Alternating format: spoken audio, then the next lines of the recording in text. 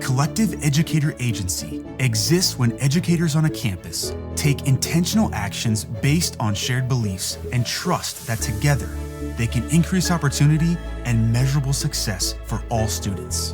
When you have a common goal, it really brings people together, and we all seem to be striving to do better. And I think it's because we have this common ground and foundation.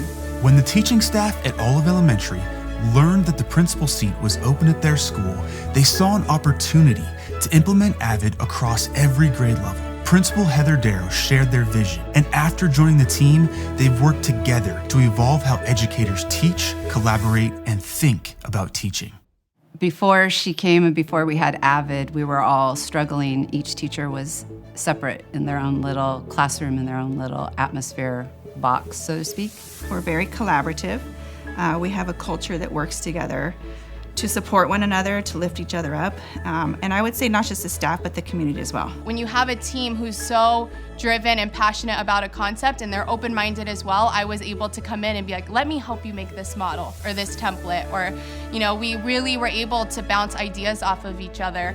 Because not only does it help your staff to be able to have common language and common goals, but it also has that for the students. There's not the, oh, I was in so-and-so's class and I got to do this or this, but it was, I got to be at an AVID school site. This is what we did. After attending AVID Professional Learning, the teachers at Olive Elementary began to implement AVID, using the same strategies across all grade levels.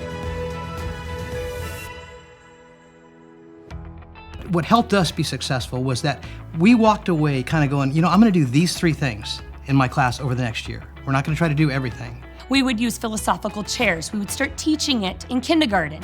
And then each year, each of those concepts would be built upon as they get through each of the grades. If you say yes, animals should wear clothing, come to the red row. Oh, thank you, Maxwell, but I disagree.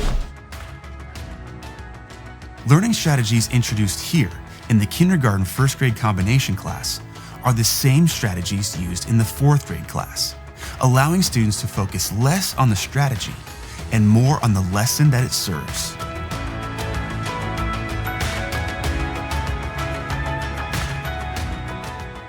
When you mention the term like a one-pager, they automatically have an idea of what you're trying to set up for that. So they have an expectation of what it's going to look like.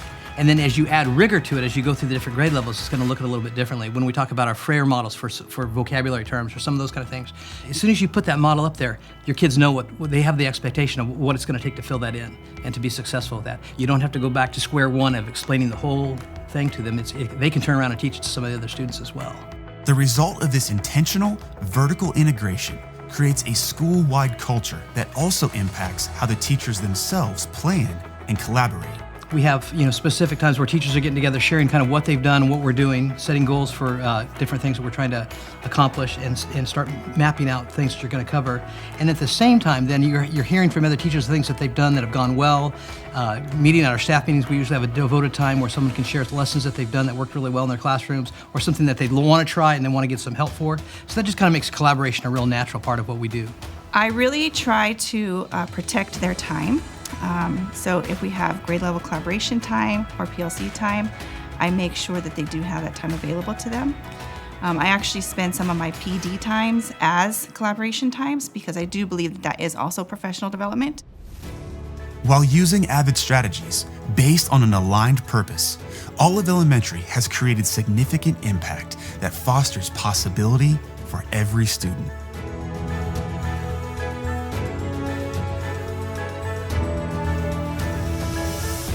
Probably like when I'm going to 7th grade, I might feel like a little bit like less weight off my shoulders since I know how to like organize when I'm writing. AVID actually helped me with that.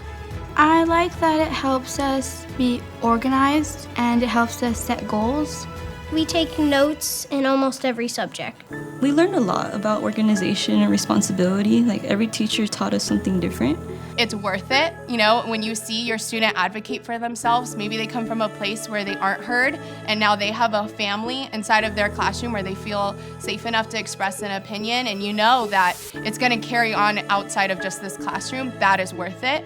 It is challenging, but every good thing is challenging. But if you keep taking those small steps forward and try something new, start with one aspect. And when you get in and you feel like you have a full repertoire of things, it's amazing when you go, oh, wow, look at that journey. What's possible for them is the idea that they realize the input that they can have and the level of engagement that they can have in the classroom. I've heard them say many times that, yeah, Miss Leon, we're ready for 5th grade. They're confident, they have some good strategies and skills under their belt, and they're ready to go.